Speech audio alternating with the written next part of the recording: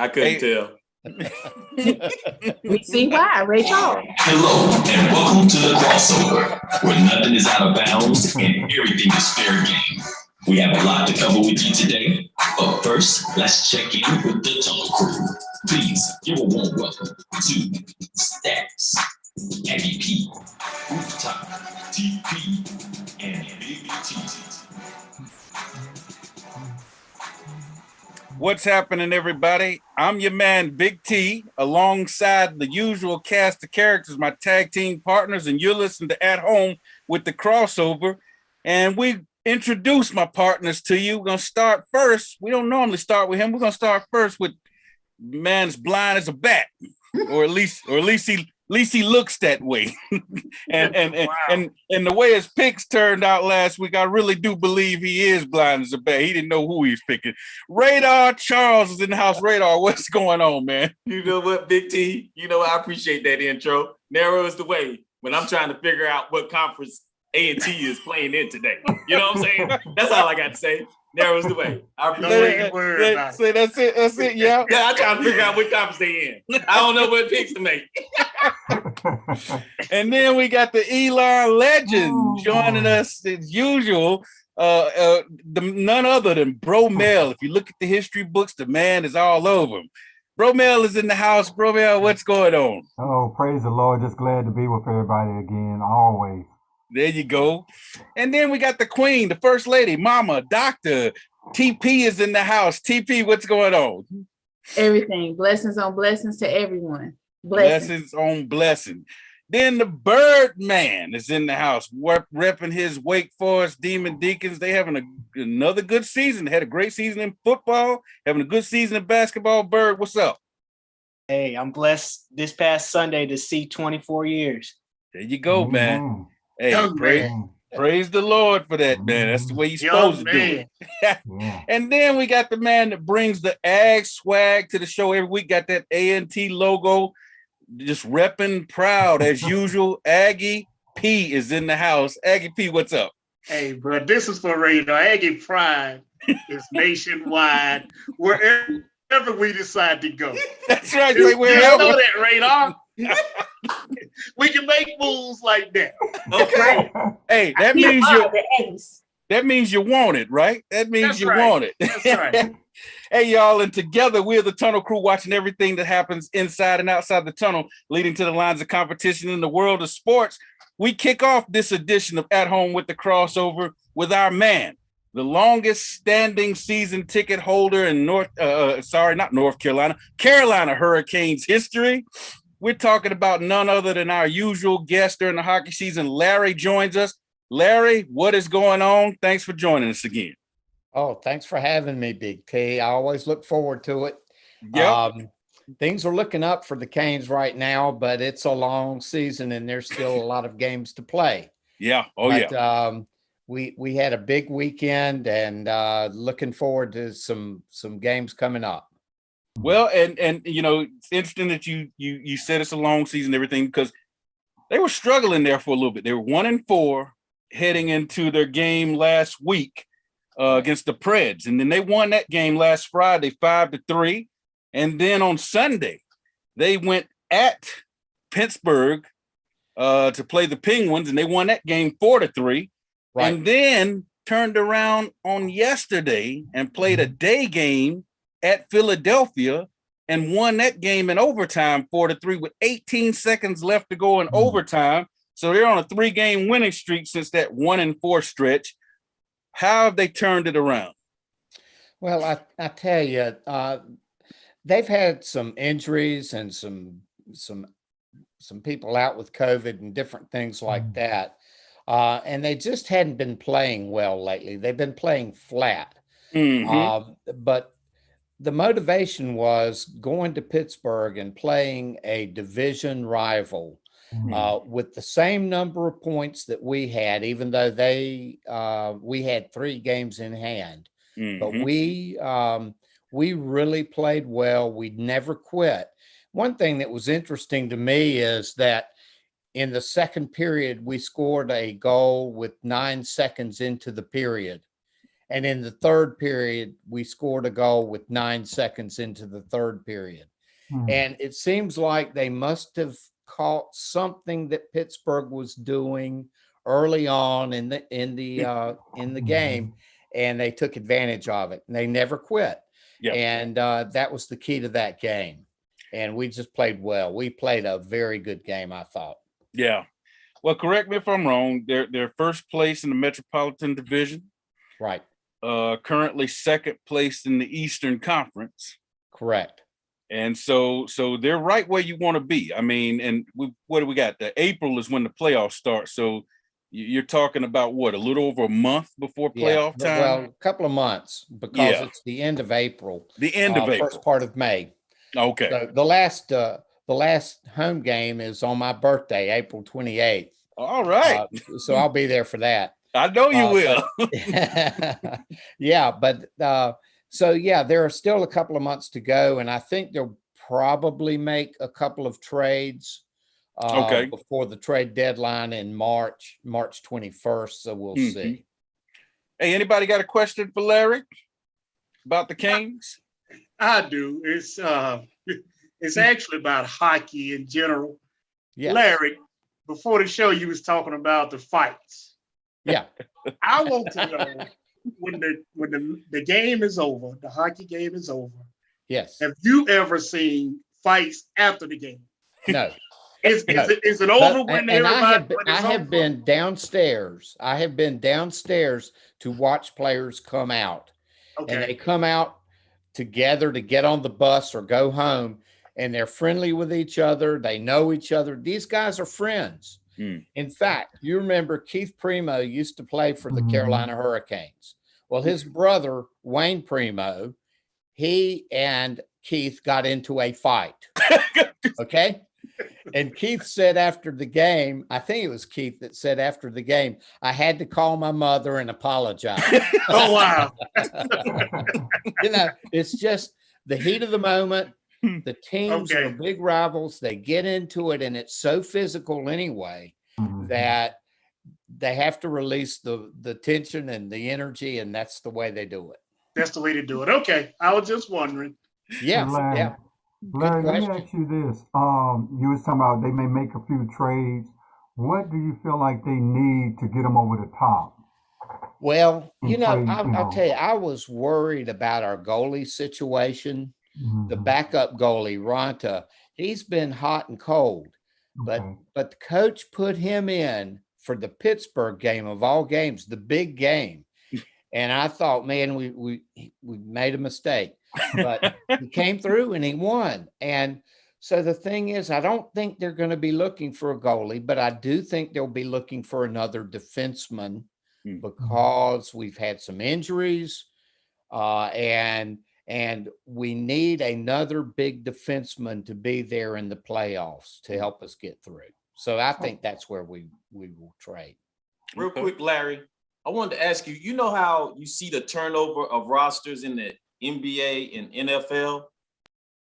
I started to notice it's a slower turnover with hockey teams. They don't flip their roster like other leagues. Am I seeing the same thing that you're saying? Yeah, they don't have as large a roster, and they don't flip it. Like we had, I think there were 3 players who were not dressed for yesterday's game.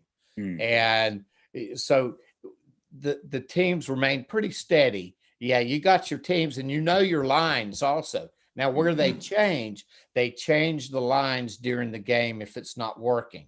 So they may have different players.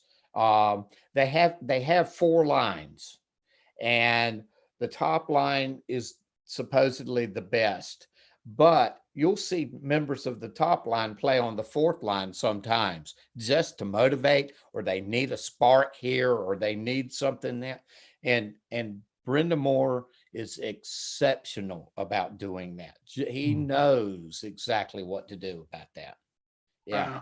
So, Larry, let me ask you this. So just following the Hurricanes for a few years, to me, it seemed like the goalie is the key to them. And I see they have a lot of turnover when they deal with, when they have goalies, they have a lot of turnover. Yes, that's a great point.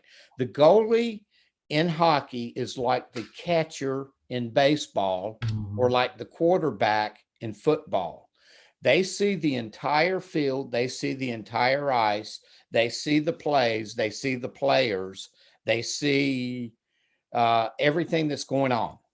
And one of the greatest things I've heard is Kevin Weeks, who is the former black goalie for the Carolina Hurricanes. He is now an announcer for NHL Network. And I heard someone say he will be a general manager sometime because he's got the knowledge and he also has the ability to be able to see the whole play like a goalie does.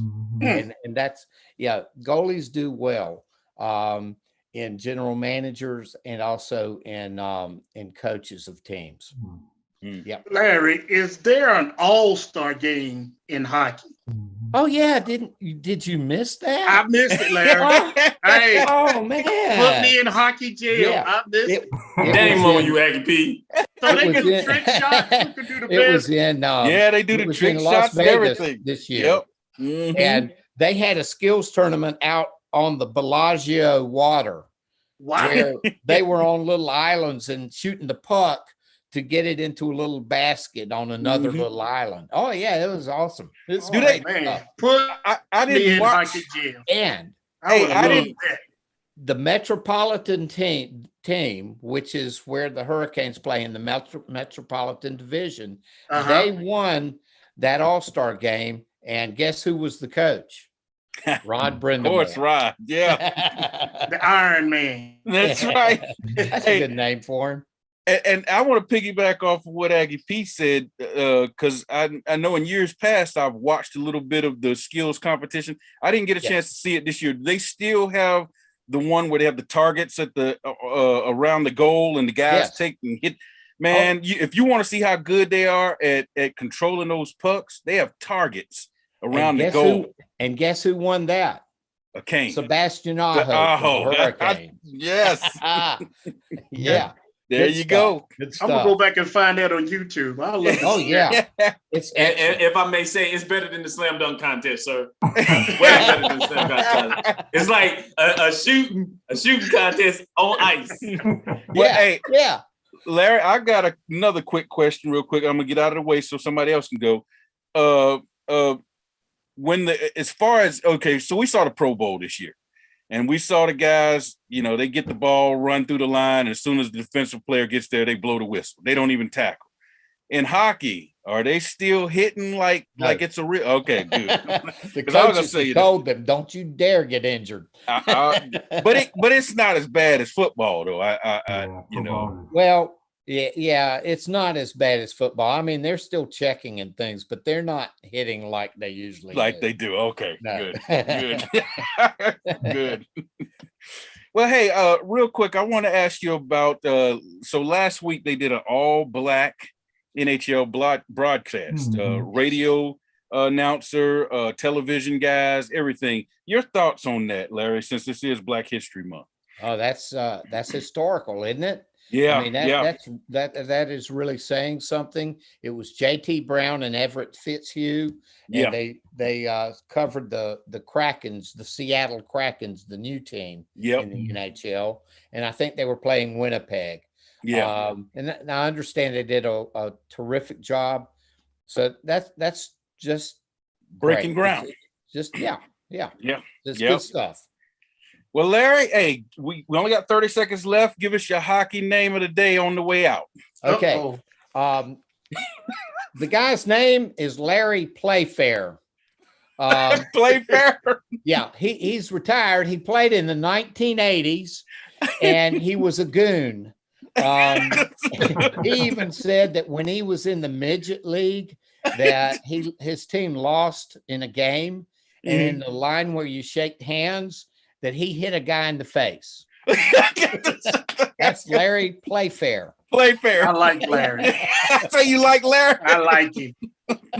Well, hey, Larry, we appreciate you joining us as usual. We look forward to doing it again next month. All right. Can't wait. Looking forward to it, guys. And go Canes. Go Canes. Right. All right, y'all. Thanks for Larry for joining us. And when we come back, you got more of At Home with the Crossover. Why so sad when the joy is here? What's the answer? Joy in the morning, the crossover. You can find them all right here on 100.7 WLJF. There's no need to be down when there's plenty of joy to go around. Get your daily dose and turn that frown upside down. Love and Faith Radio, 100.7 WLJF, the joy. My name is Priscilla Van. I'm with Hometown Insurance Service. I'm an independent insurance agent that specializes in Medicare, senior solutions, life and health. I work with dozens of companies so that I can offer you the appropriate coverage as well as the affordable price for your insurance needs. If I can help you, please contact me at my website, hometowninsuranceservice.com, or email me at hometown.inservice, or you can find me on Facebook at Hometown Insurance Service. Thank you. Times are changing. We all have questions about the future. Join us as we find the answers through the Word of God. Love and Faith Christian Fellowship invites you to join our congregation. One church, 2 locations, Greensboro and Kernersville. We're helping people on their path to find God as we provide spiritual leadership and growth through diverse ministry. Celebrating over 25 years of ministry. Join our Love and Faith community where Jesus Christ is Lord and the people are loved. Welcome back to At Home with the Crossover. Catch this live at-home version of the show every Tuesday night, 7 p.m. YouTube is the place. And you can see blind as a bat radar, Charles, you know, with his sunglasses and everything. You can see the Queen looking good in the mansion. You can see the Birdman representing his Eagles and his Wake Forest Demon Deacons, as well as Aggie P representing the Aggies, and Bromel looking smooth as ever with the microphone, the headphone set, you know, looking like he could be on ESPN, you know, and then the wood grain background. Hey, catch every member of the Tunnel Crew Tuesday night, 7 p.m. live on YouTube. And then on Thursday nights, catch the audio version of the original Crossover Sports Show. You can find it online at WLJFradio.com. You can also download the 100.7 WLJF app. It's available both on Google Play and in the iTunes Store. Hey, we've been doing a Black History Sports Question of the Month for each show this February, because it is Black History Month. We've got one tonight, and it has a hockey theme since we just had Larry as a guest. And once again, we want to thank Larry for joining us. We appreciate him joining us each and every month throughout the hockey season. So the question is this: who is the first Black player to play in the NHL? And what was the team he played for? Who was the team that he was drafted by and played for? Played his whole career with this team. And he's had his number retired. And I tried to look this up to see if I could find it, to see if I could find whether he was the only Black player to have their number retired in NHL history. Man, can't believe I stumped Larry. I asked Larry. Larry didn't even know. Larry said, I'm not sure. So, but yeah, that's the question of the day. Who is the first Black player to play in the NHL, and for what team? All right, you can post your answers to that question on YouTube. Okay, let's move on. And on this show, we've got a lot to talk about. We got All-Star Weekend. We got Steph going bananas. Got Juwan Howard in a little bit of hot water there. And as Radar mentioned early on, A&T is on the move again. We got all of that and much, much more coming up in this edition of At Home with the Crossover. So first, we start with the hot topics. May not be what everybody else is talking about, but it's things we want to talk about. It's the hottest stories in sports. And we start with the All-Star Weekend, NBA. We're not going to spend a lot of time on it because, I mean, it is exhibition stuff. But just to recap, Obi Toppin, who was the runner-up in the slam dunk contest last year, he won it, took home the trophy this year. Aggie P shaking his head. The dunk contest was not very good, to be honest with you. But, hey, it is what it is. Karl Anthony Towns, the big man at 6'11", won the three-point contest. He became the second tallest man ever to win the three-point shootout behind Dirk Nowitzki, who's 7 foot. And he set a record. You think all the guys that have been in this tournament, Craig Hodges and Larry Bird and Steph Curry and Klay Thompson, you would think one of those guys would have scored 29 points in a round. But no, Karl Anthony Towns, the 6'11" big man, set a record hitting 29 points in a single round of the three-point shootout. Tunnel Crew, I'm going to hand it off to you guys, you ladies and guys. You know, your thoughts on the slam dunk contest, three-point shootout, and, you know, and then we'll move on to the All-Star game. Go ahead, Brother Bill. Hey, I'm gonna be honest with you. I don't even watch it because it's, you know, it's watered down to me. I just don't. I'm not really an NBA fan, you know. Yeah. But well, if I may, Bro Mel, jump in here, I thought it was very, you know, it was ironic for Steph Curry to show up LeBron in Cleveland. Now, hold on, man. You jumping the gun. We talking about the dunk and the three-point shootout now. Wait a minute. Don't get into the game, brother. Come on, Ray. I apologize. Excuse me. We talking about the dunk contest and the three-point shootout, man.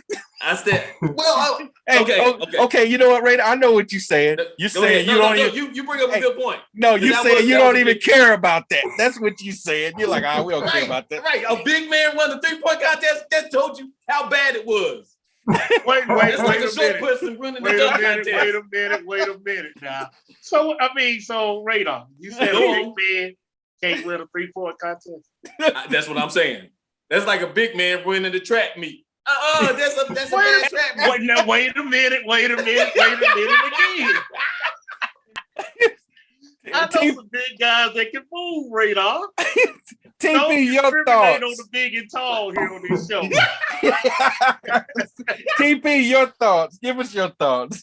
I'm actually like Brother Mel. I kind of stopped following it because, you know, I mean, just even in previous dunks, there's been some that's been good, but it's just some that's getting so recycled that it's not the same as it used to be. So you just kind of stop watching. I mean, you don't want to stop kind of watching the All-Star. I mean, normally the All-Star game is pretty cool, but the three-point contest or the dunk contest or anything starts becoming kind of redundant where you kind of losing its flavor. I mean, you just kind of stop watching.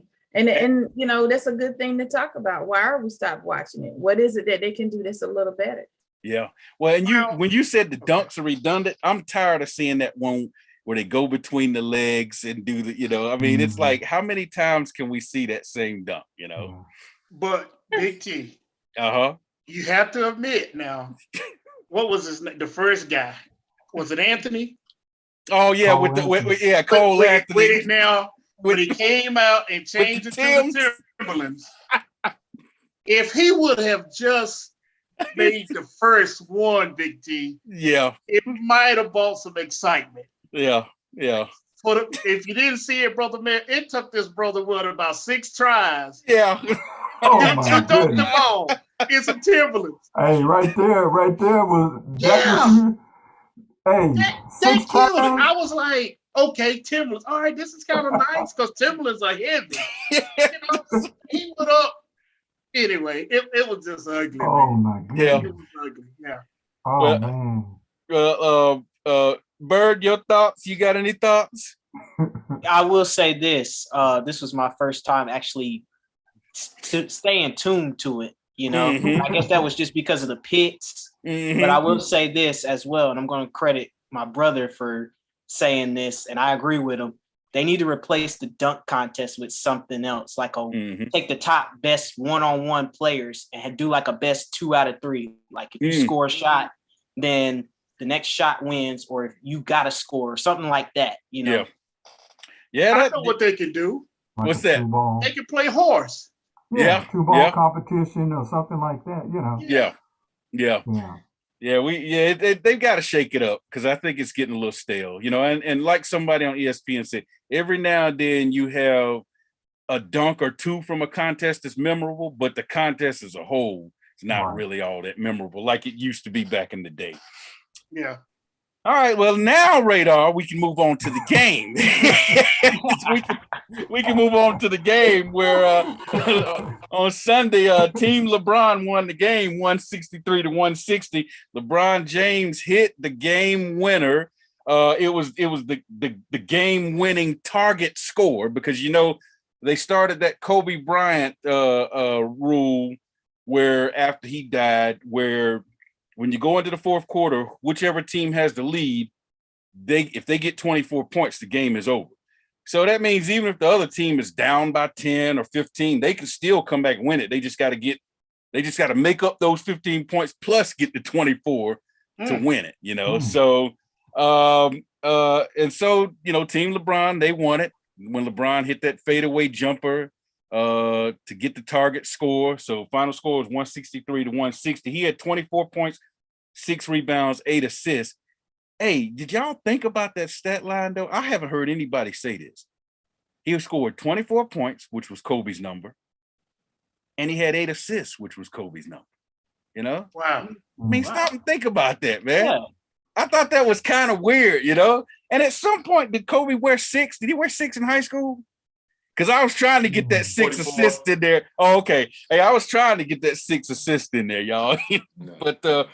But anyway, you know, he's now won 5 straight since they went to this format. His team has, Team LeBron has. And but the Kobe Bryant MVP, this is the first year they renamed the MVP award, Kobe Bryant MVP. And the first winner of it, of course, was Steph Curry, because this dude went crazy. Scored 50 points. Hey, he had 8 3-pointers in the first half. The record is 9. So he was one shy of breaking the record or tying the record in the first half. And 7 out of his 3-pointers were from 30 feet or further, y'all. I don't know. Did y'all see the one that he shot and turned around and ran back to the other end? Yeah, I did. Yeah. And then the one he made, I mean, he shot it and he turned around and looked at the fans on the sideline and said, did it go in? Did it go in? With his back to it, you know? I mean, this dude was, you know. So your thoughts on the All-Star game, everybody? Steph Curry going crazy, LeBron, you know, hitting the game winner. Go ahead and have at it. Okay, Radar, we'll start with you. You know what? I'm gonna check your bank account, Big T, because you pushing that LeBron train real hard. Pushing real hard, man. Steph Curry scored about 100 points in the All-Star game. You over here trying to throw in the fact that LeBron scored the last point and he gave 100 kids some shoes. He decided to check up with the boys club. You know, we don't care. Steph could score 100 points in the All-Star game, sir. Okay, Steph hit 16 threes, which is an All-Star game record. How about that? He was 16 out of 27. Okay, does that work for you? Yep. And you have the gall to bring up what Karl Anthony Towns did in the 3-point contest with nobody guarding him, sir. I'm offended. I'm offended for Steph Curry, sir. Hey, anybody? Go ahead. I'm amazed. I just wanted to say I'm amazed. And again, y'all refuse to let LeBron just go right off in the sunset. No. All right. Anybody else any thoughts on the All-Star game? Oh man, hold on. See, that's what I'm talking about, Big T. That's what I'm talking about. It ain't nothing to talk about, man. LeBron didn't show up. I'm offended by Giannis being a fanboy of Steph Curry. Did you see he acted like a little kid at the game? Yeah. I said, are you here to play or are you here to be a fan? Say being a fanboy. Well, hey, TP, I want to bring you in because there was something that you said a long time ago, and LeBron talked about it in all the press rounds and all that stuff about, hey, I'm going to play my last year with my son. And he said, you know, that means it doesn't matter who drafts him.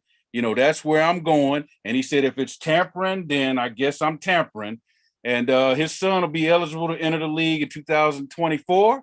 and LeBron will be a free agent after the 2022-2023 season. So, TP, you called it. You said this. I mean, you've said this, a lot of times on this show.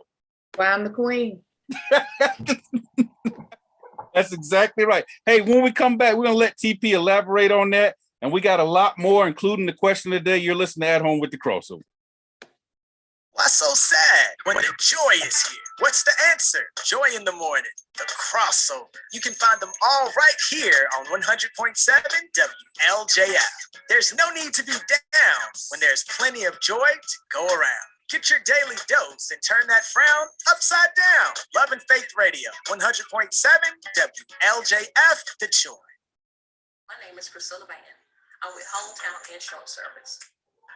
I'm an independent insurance agent that specializes in Medicare, senior solutions, life, and health. I work with dozens of companies so that I can offer you the appropriate coverage as well as the affordable price for your insurance needs. If I can help you, please contact me at my website, hometowninsuranceservice.com, or email me at hometown.inservice, or you can find me on Facebook at Hometown Insurance Service. Thank you. Times are changing. We all have questions about the future. Join us as we find the answers through the Word of God. Love and Faith Christian Fellowship invites you to join our congregation. One church, 2 locations, Greensboro and Kernersville. We're helping people on their path to find God as we provide spiritual leadership and growth through diverse ministry. Celebrating over 25 years of ministry. Join our Love and Faith community where Jesus Christ is Lord and the people are loved. 100.7 WLJF. All right, welcome back to At Home with the Crossover. Hey, catch all the fun, all the hijinks, as they call it, all the laughter, all the joy that the Tunnel Crew puts out there each and every Tuesday night live on YouTube. You can find us on the Love and Faith Radio YouTube channel.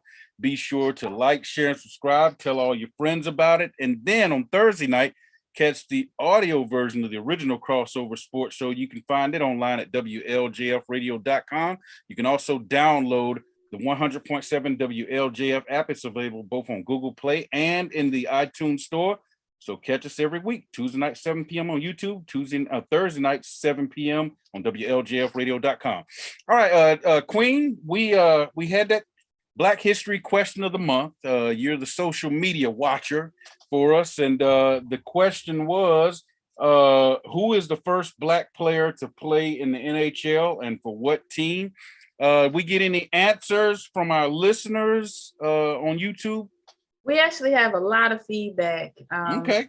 One of the answers is from Penny. Is it a Willie O'Ree? Yes, she is correct. And did she say what team? She did not. But she said the answer was Willie O'Ree. Yep, she's right. And did everybody else get that right, or? No, that was pretty much the feedback from Penny. We did have some other feedback from Ann Mitchell, who said, "Good evening, Crossover Tunnel Crew. Happy birthday to Birdman. God bless you with many, many more blessings." Small Wonder said, "Love those new creative ideas." Niecy Pfeiffer said, "Hey, I'm back. That's my boy Steph. That was a good game. Steph showed out." Yes, he so did. We just want everybody to keep posting. And I'm sure that Niecy Pfeiffer is also saying happy birthday to Birdman as well. There you go. And she talked junk to him because Duke won. So hey, real quick, I want to know if Anthony Davis came to your birthday party since he didn't have to play. Since he didn't have to play. He wasn't invited. He was on the bench. She was at the house. Bro. Hey, if he ain't your friend, if he didn't show up, because he didn't have to play. He didn't have to play. Listen up, y'all.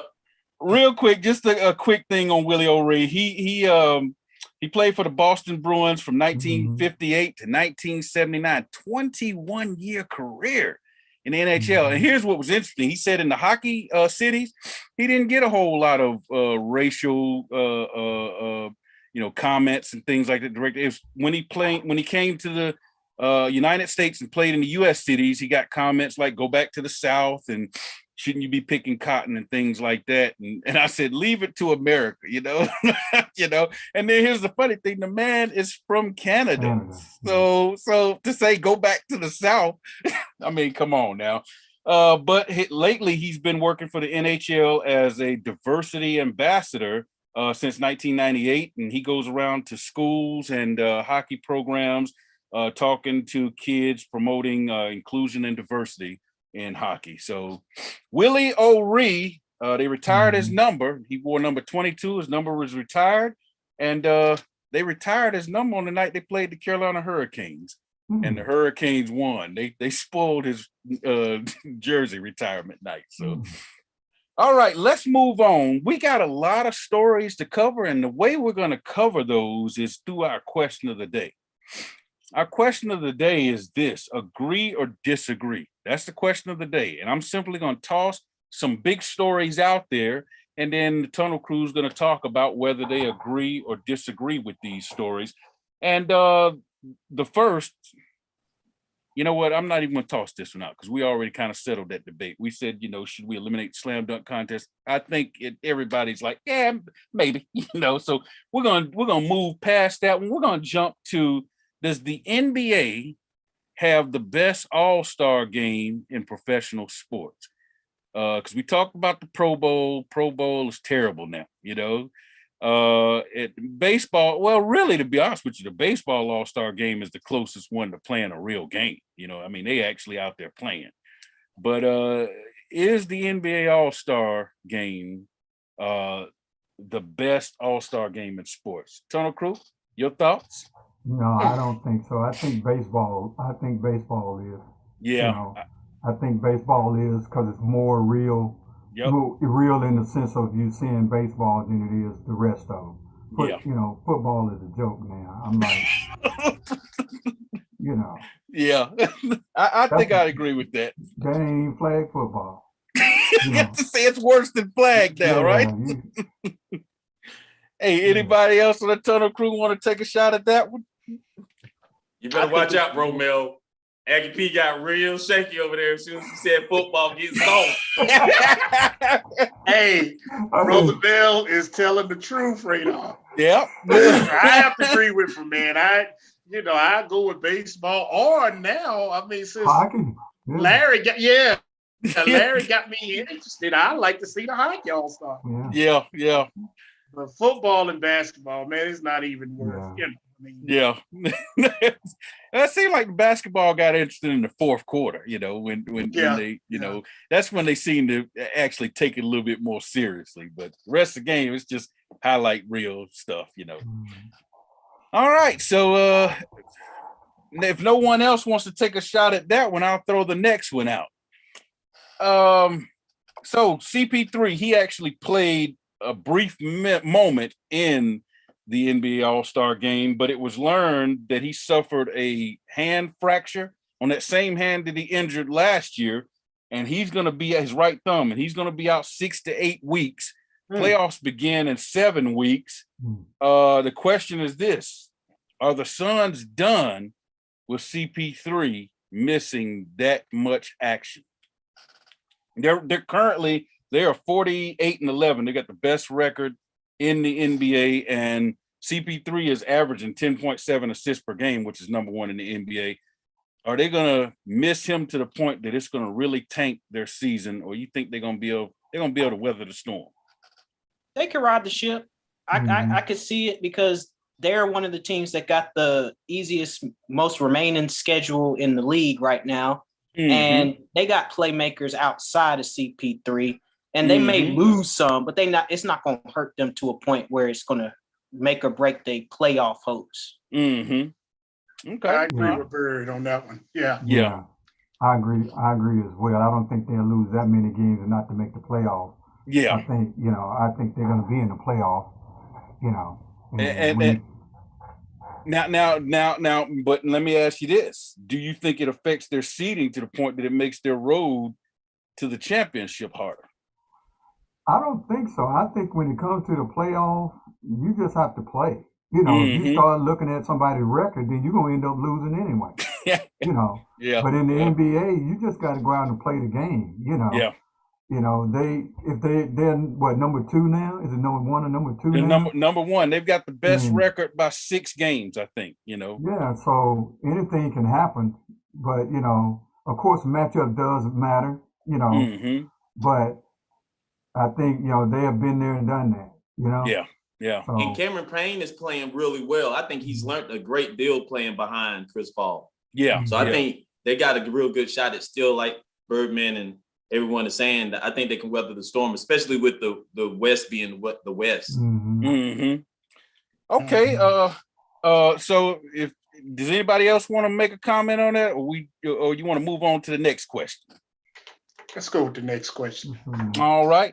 Next question. We're gonna move on to college basketball, and the biggest story in college basketball, of course, is the Juwan Howard story. So Wisconsin, you know, was manhandling Michigan the other night by 15 points, and with 15 seconds left, Greg Gard, the coach of Wisconsin, called a timeout. He tried to explain that the reason he did that because they had 4 seconds left on the 10-second clock, and by calling the timeout, his guys could advance the ball to half court and get a new 10-second shot clock. So he would rather do that than have them try to beat the press in 4 seconds. Well, Juwan didn't want any part of that, you know. So after the game was over and they had the handshake line, an altercation occurred between Juwan Howard and Greg Gard when they were supposed to shake hands, and it got physical. Security came out, guys had to be separated. Juwan reached across security and other players and smacked and used an open hand smack on one of the Wisconsin assistant coaches. And, the penalties came out yesterday. Juwan got suspended for the rest of the regular season, which is 5 games, got a $40,000 fine. Greg Gard got a $10,000 fine. 2 Michigan players who threw blows were suspended for, I think, 1 game or whatever. And a Wisconsin player was suspended. And so the question is this: did Howard, because Howard said it wouldn't have started if Greg Gard wouldn't have put his hands on him, you know. He said he put his hands on him, and that's when it got started. He said he felt like, you know, he had to defend himself at that point. So agree or disagree, Juwan Howard had a right to defend himself in that situation. Tunnel Crew, have at it. I mean, he's a human being. In that situation, you do have a right to defend yourself. However, you're a player first as well. So, I mean, it's kind of like 2 sides of the coin. Yes, you have a right to defend yourself. However, you're a player. If he puts his hands on you, then you got to understand that what situation you're at. You're going to get in trouble some way, shape, or form. However, you do have the right as a human being and as a man to defend yourself. Yeah. Well, you mean he's a coach. Well, yeah. Okay. So anybody else? You agree with Bird? No, I'm not going to agree with that. What I'm looking at, first and foremost, you have 2 issues there. They was up by 14. So that what the coach from Wisconsin said is a joke. Okay? Because the game was already over with. Yeah. You up by 14 and you call a timeout, which he has the right to call a timeout. Yeah. That's old school. You have the right to call a timeout. So you can't get angry because somebody called a timeout. You know, but his justification for the timeout wasn't correct. Yeah. Because you was up by 14 points. Yeah. You see what I'm saying? Even if they got 10 seconds, you still up by 14 points. Yeah. The part that Birdman talked about him touched him, if you look at it, yes, he touched him because he was trying to go past him and he wanted him to listen to him. Yeah. He didn't touch him in a manner that he was touching him in a threatening manner. Yeah. Okay? So that's what I see when it came to that. So the point is that he using it that he touched him in a way that he had to respond. I don't think so. Yeah. That's my opinion.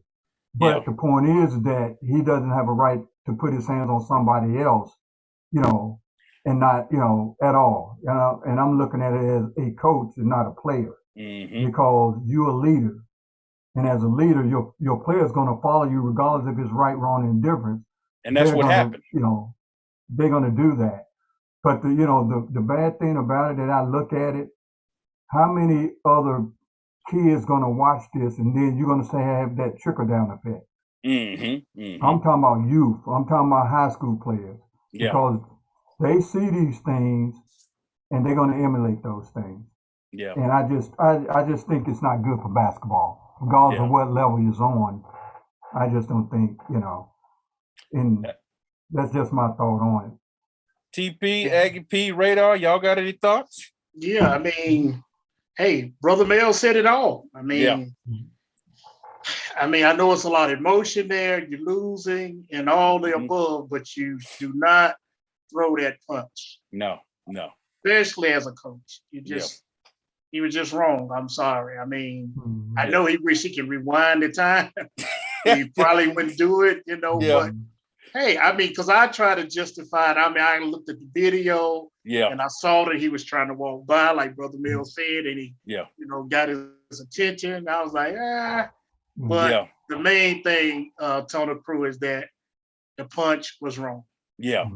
Well, and one thing I want to add to, because I felt like I don't think Greg Gard got enough blame because, and now Juwan Howard was totally wrong. His response was totally wrong. Yeah. But I thought if you looked at it, he was getting ready to walk right past Greg Gard. Greg Gard should have stuck his hand out to shake, and if he walked past him, go to the next guy and shake his hand, because you could see he was upset. Because if you look at it, he did get a little aggressive with grabbing him by the arm and putting his hand in his midsection, like, hey, no, I got something to say. And I said, that's when he said, get your hands off me, don't touch me. He should have just put his hand out, and if Juwan walked past him, let him go, Yeah. I feel the same way. I do feel like Juwan was in the wrong, but this is not the first time he's gotten in trouble for that. So I'm not really surprised. Juwan Howard has gotten in trouble before for kind of being explosive. It's actually what kind of got him back to kind of going from high school to come back up and coach. I think they thought that by him being older and a little bit more experienced that he could coach on this level, especially, being from his older, his former school. I do think that I'm not sure how they would exactly discipline him, because he has an argument when it comes to the NCAA and to the institution that, hey, he put his hands on me first. Yeah. In some people's eyes, they're going to say, well, you don't want to throw the punch. And if you threw the punch, you kind of threw the punch at a different person.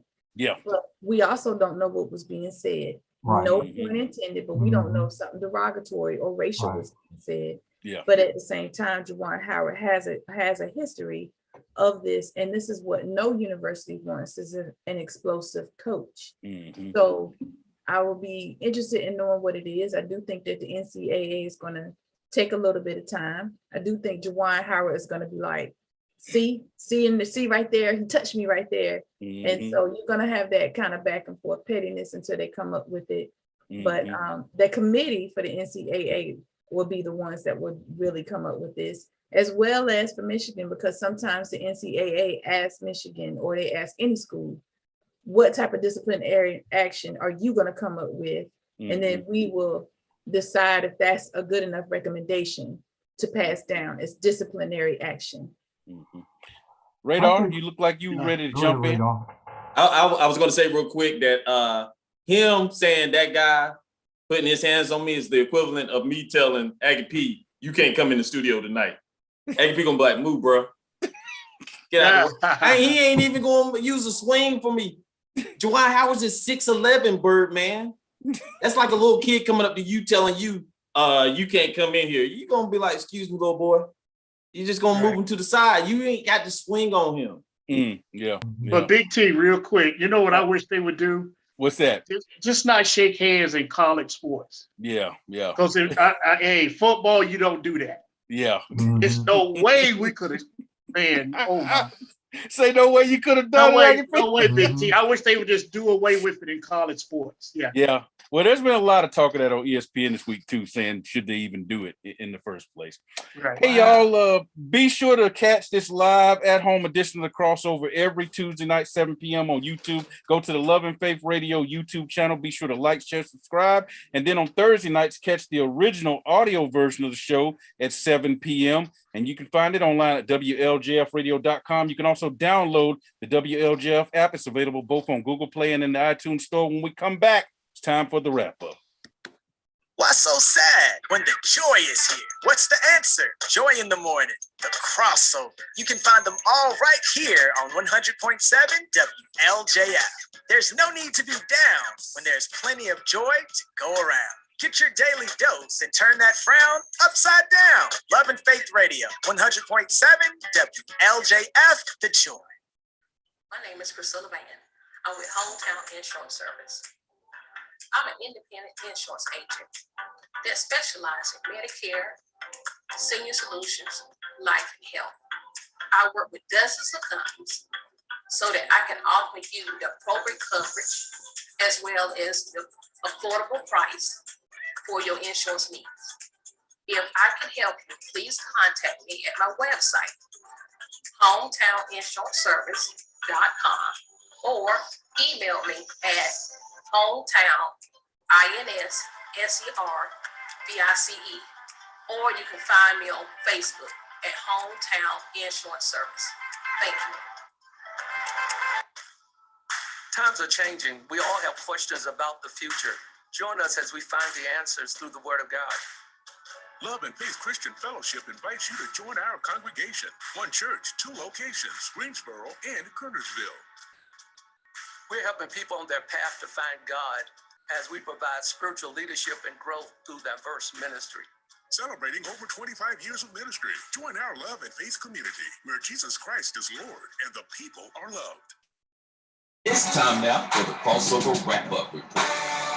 Let's send it back to the tunnel crew.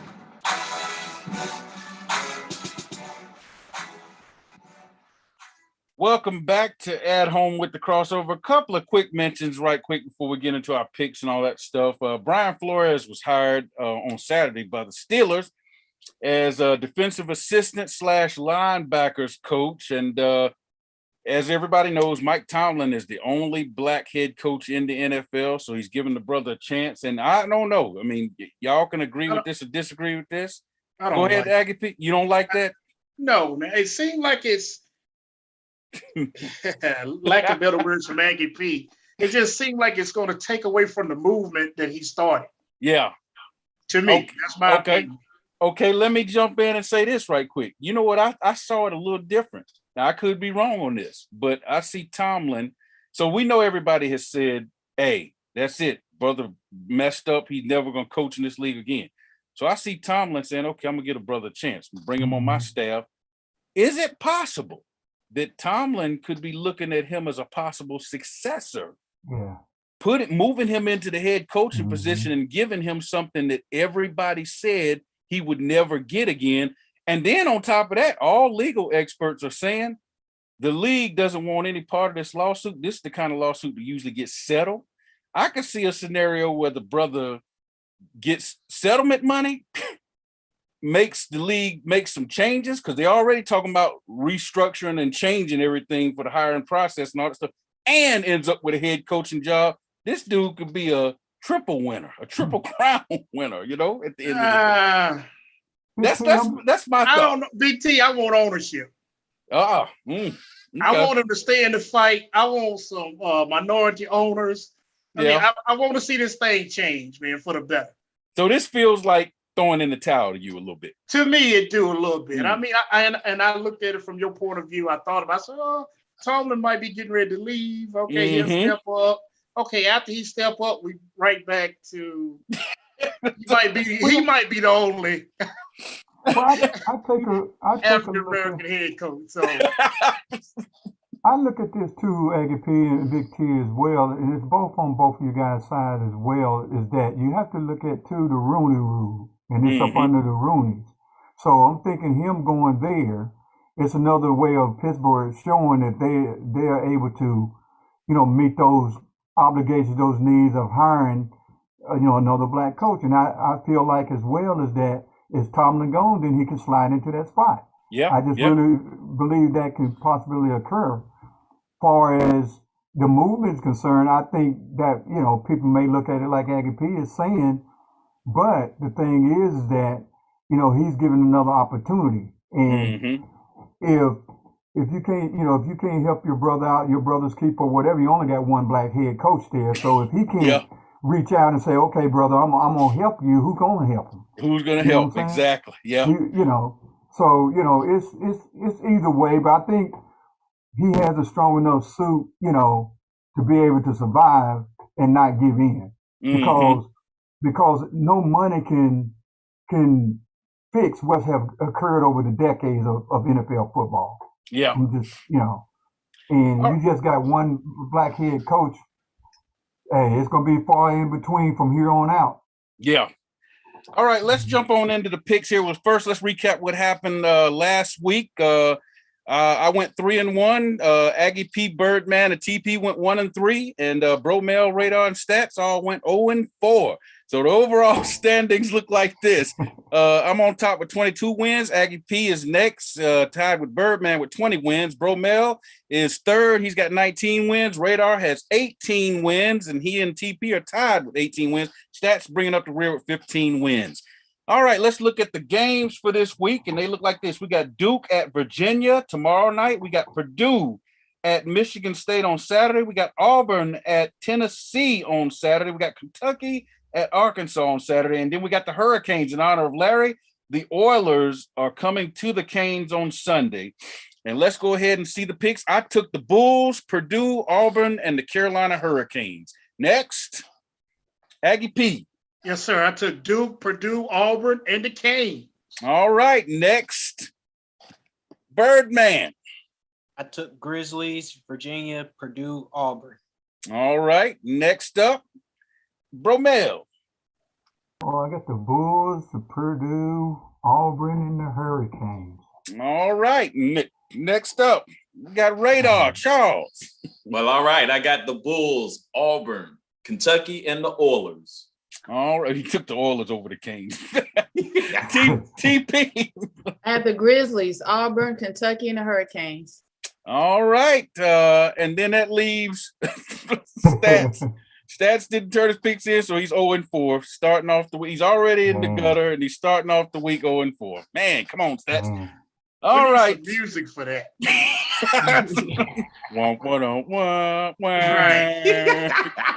Oh, also, y'all, and I hate to throw it out like this, but man, it's been a fast-moving show.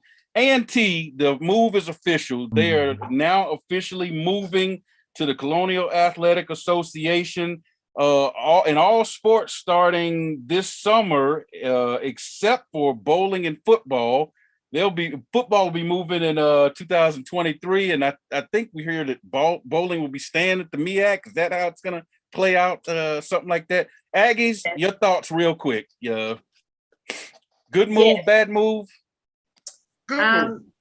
Good move. Anything that's going to help the university to build as an academic foundation is a good move. All right. And we're trying to get to that R1 status, Big T. Yeah. And research. Yeah, we are R2 now. We want to be R1 with the big R1. dogs. There you That's go. right, Radar. Get the big time money coming in, huh? Yeah. Yes, sir. I think it's a good move too. You got a really good conference, and I think they're going to split up the conference. It's probably 2 divisions. Yeah. Okay, let's go ahead and let everybody say their goodbyes. Radar. Narrow is the way. All right. TP. Blessings. Aggie P. No weapon. Bromel. Praise the Lord. Birdman. I'm your man, Big T, signing off and saying, no matter where you are, look up and know that your creator is there. Until next time, see you, and we might want to be you.